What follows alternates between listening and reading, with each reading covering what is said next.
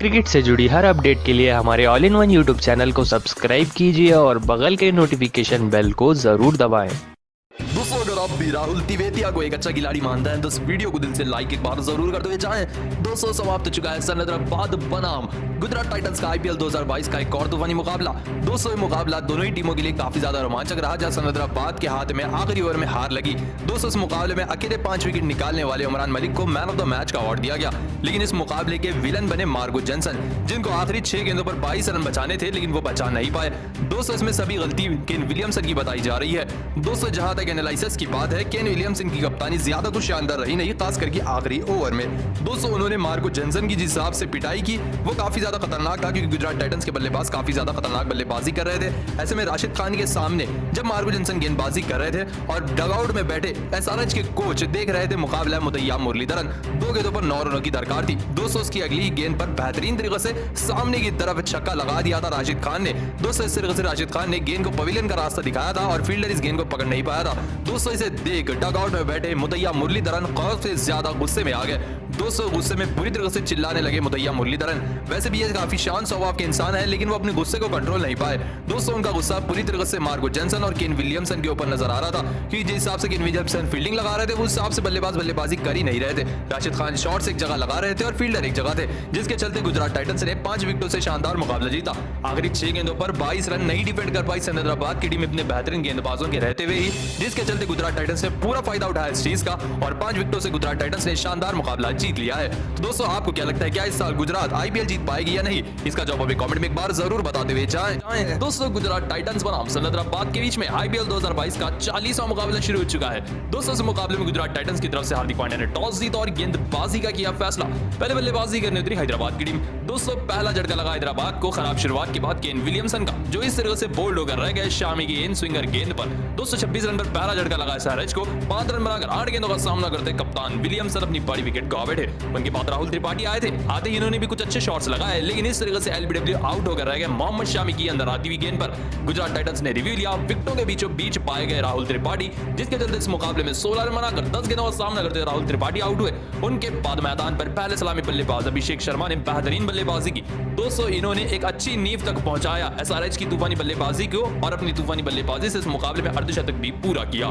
दोस्तों, सिर्फ 33 गेंदों में 51 रनों की धाकड़ पारी खेली थी, लेकिन ये बल्लेबाजी कर रहे थे। दूसरे एंड से निकोलस पूरन मात्र 3 रन बनाकर 5 गेंदों का सामना करते आउट होकर रह गए और उनका साथ देने आया एडम मार्कम और दोनों के बीच में बेहतरीन साझेदारी हो रही थी। लेकिन उसके बाद इस तरह से अल्जरी जोसेफ की गेंद पर बड़ी विकेट मिली, अभिषेक शर्मा बोल्ड होकर रह गए। 265 रनों की बेहतरीन पारी खेल 42 गेंदों का सामना करते अभिषेक शर्मा बोल्ड होकर रह गए। लेकिन उसके बाद भी इस मुकाबले में एडम मार्कम ने तूफानी बल्लेबाजी की अभिषेक शर्मा के आउट होने के बाद और अपना तूफानी अर्धशतक पूरा किया इस तूफानी मुकाबले में। अंत में आकर ये भी अभिषेक दयाल की इस गेंद पर बड़ा शॉट तो खेल बैठे और गेंद गिरी डेविड मिलर के हाथों में, जिसके चलते ये भी 56 रन बनाकर 40 गेंदों का सामना करते हुए आउट होकर रह गए। उनके बाद वाशिंगटन सुंदर भी इस तरह से रन लेने के चक्कर में रन आउट हो बैठे अल्जरी जोसेफ के हाथों और मात्र 3 रन बनाकर 4 गेंदों का सामना करते अपनी बड़ी विकेट गवा बैठे।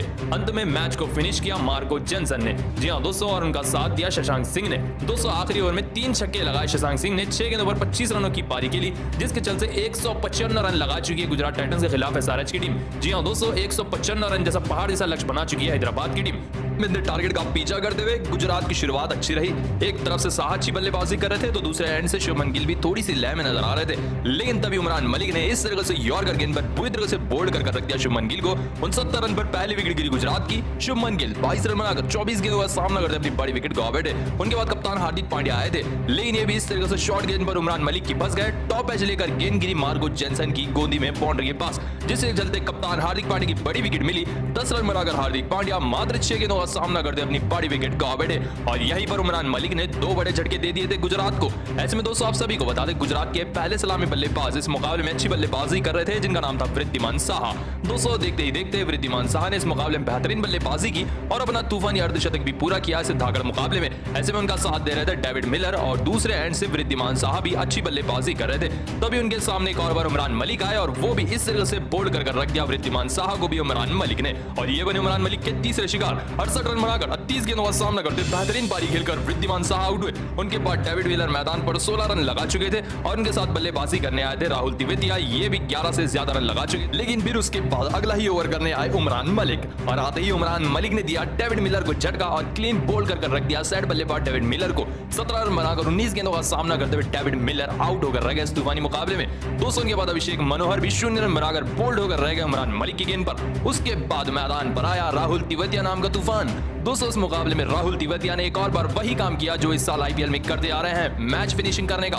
दोस्तों आखिरी 6 गेंदों पर 22 रनों की दरकार थी। राशिद खान और राहुल तिवेतिया ने मिलकर मैदान पर आग लगा दी।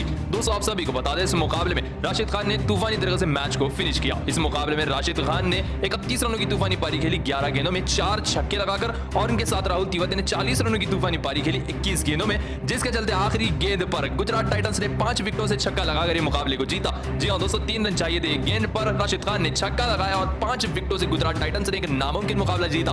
दोस्तों इस साल गुजरात टाइटंस की किस्मत हद से ज्यादा बेहतरीन और हद से ज्यादा शानदार है। तो दोस्तों आप गुजरात टाइटंस की शानदार जीत को 10 में से कितने नंबर देंगे, इसका जवाब हमें कमेंट में एक बार जरूर बता देवे जाएं।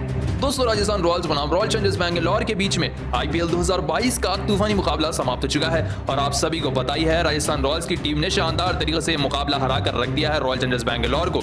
दोस्तों क्या आपको पता है जब रॉयल चैलेंजर्स बैंगलोर की टीम 145 रन के लक्ष्य का पीछा कर रही थी राजस्थान के, तब सभी ने यही सोचा कि राजस्थान का टोटल काफी ज्यादा छोटा है और आरसीबी इतने टारगेट को आराम से पूरा कर पाएगी। और मैदान पर जब दिनेश कार्तिक आए शुरुआत में आरसीबी के विकेटें जाने के बाद भी, तभी भी लोगों को यही भरोसा था कि आरसीबी की जल्दी विकेटें भी गई तो दिनेश कार्तिक तो है ही मैच जिताने के लिए। लेकिन आइए आपको बताते हैं कि ऐसा रोमांच जिसने इस मुकाबले का पूरा रुख बदल कर रख दिया। 212वें ओवर की तीसरी गेंद जैसे ही शहबाज अहमद ने सामने का शॉट खेली और वो दौड़ पड़े रन लेने के लिए। ऐसे में उन्होंने सामने से बुलाया दिनेश कार्तिक को रन लेने के लिए, लेकिन जैसे ही उन्होंने देखा कि फील्डर दे रहा है गेंद युजवेंद्र चहल को वापस थ्रो करने के लिए, वैसे ही वो डर गए और अचानक ना रन लेने का फैसला किया और दिनेश कार्तिक को आधी क्रीज से वापस जाने को कहा। दिनेश कार्तिक ने भी कुछ भी नहीं सोचा, अपनी विकेट का बलिदान देने का सोचा और दूसरे एंड पर दौड़ गए। अब जैसे ही दिनेश कार्तिक आने में थे क्रीज के अंदर, उतनी ही देर में युजवेंद्र चहल ने गेंद पकड़ को स्टंप्स पर दे मारी, जिसके चलते थर्ड अंपायर ने देखा कि दिनेश कार्तिक तो काफी ज्यादा दूर है क्रीज से और दिनेश कार्तिक को आउट दिया गया। दोस्तों उस सिचुएशन में शहबाज अहमद से बड़े बल्लेबाज से दिनेश कार्तिक, जब दिनेश कार्तिक आधी क्रीज तक आ गए थे तो उन्हें पूरा रन लेना चाहिए था और शहबाज अहमद को रन आउट करा देना चाहिए था, क्योंकि दिनेश कार्तिक ज्यादा बेहतरीन फॉर्म में है और उनका क्रीज पर रहना ज्यादा जरूरी था। दोस्तों ऐसा दिनेश कार्तिक ने भी नहीं किया और शहबाज अहमद ने उन्हें पूरी तरह से बेवकूफ बनाकर रख दिया, जिसके चलते दिनेश कार्तिक काफी ज्यादा सस्ते में आउट हो गए। उसके बाद 27 गेंदों पर 17 रनों की पारी खेली शहबाज अहमद ने, जो काफी ज्यादा खराब बल्लेबाजी थी। ना उन्होंने खुद मैच जिताया न दिनेश कार्तिक को मैच जिताने दिया। दोस्तों एक टीम मैनेजमेंट में दोनों ही खिलाड़ियों का कनेक्शन सही नहीं था, जिसका नुकसान टीम को हुआ और इसके चलते आरसीबी की टीम ये मुकाबला हार गई। दोस्तों इसमें कार्तिक को समझदारी निभानी चाहिए थी, उनको रन पूरा कर देना चाहिए था। शहबाज अहमद अगर रन आउट हो भी जाते तो ज्यादा गम की बात नहीं थी, आरसीबी की जीतने की उम्मीद बरकरार रह सकती थी। तो दोस्तों क्या आपको लगता है क्या दिनेश कार्तिक को उस वक्त करना चाहिए था, इसका जवाब हमें कमेंट में एक बार जरूर बताते हुए जाएं। तो शुरू हो चुका है रॉयल चैलेंजर्स बैंगलोर बनाम राजस्थान रॉयल्स का आईपीएल 2022 का 39वां मुकाबला। दोस्तों इस मुकाबले में रॉयल चैलेंजर्स बैंगलोर की तरफ से डुप्लेसी ने टॉस जीता और गेंदबाजी का किया फैसला। दोस्तों बल्लेबाजी करने उतरी राजस्थान रॉयल्स की टीम। शुरुआत राजस्थान की खराब रही। दोस्तों सिराज किसी और को पढ़ नहीं पाए देवदत्त पडिक्कल और इस मुकाबले में एलबीडब्ल्यू आउट होकर रह गए रिव्यू लेने के बाद भी। 7 रन बनाकर 7 गेंदों का सामना करते हुए देवदत्त पडिक्कल आउट हुए। दोस्तों इनके बाद इस तरह से पॉन्सर गेंद पर सिराज की फंस कर रह गए रविचंद्रन अश्विन और इनकी कैच खुद सिराज ने ही कंप्लीट की, जिसके चलते कैच एंड बोल्ड होकर रह गए रविचंद्रन अश्विन और 17 रन बनाकर 9 गेंदों का सामना करते हुए। दोस्तों इनके बाद बड़ी मछली जाल में फंसी जॉस बटलर के रूप में। दोस्तों हेजलवुड की इस गेंद को सामने मार बैठे जॉस बटलर और डाइव मारकर इस गेंद को पकड़ लिया सीधा सामने खड़े सिराज ने, जिसके चलते 8 रन बनाकर 9 गेंदों का सामना करते हुए जॉस बटलर अपनी बड़ी विकेट गंवा बैठे। दोस्तों इनके बाद अच्छी बल्लेबाजी कर रहे थे संजू सैमसन, लेकिन ये भी रिवर्स शॉट खेलने के चक्कर में हजारंगा के अंदर आती हुई गेंद पर इस तरह से क्लीन बोल्ड होकर रह गए और डंडे बिखर गए मैदान पर, जिसके चलते इस तूफानी मुकाबले में 27 रन बनाकर 21 गेंदों का सामना करते हुए संजू सैमसन आउट होकर रह गए। उनके बाद इस तरह से यॉर्कर गेंद को संजू सैमसन के सामने मार बैठे डैरेल मिचेल। दोस्तों हेजलवुड की गेंद थी, ग्लेन मैक्सवेल ने इनकी कैच पकड़ी और डेब्यूटेंट बल्लेबाज डैरेल मिचेल मात्र 16 रन बनाकर 24 गेंदों का सामना करते हुए खराब बल्लेबाजी के चलते आउट हुए।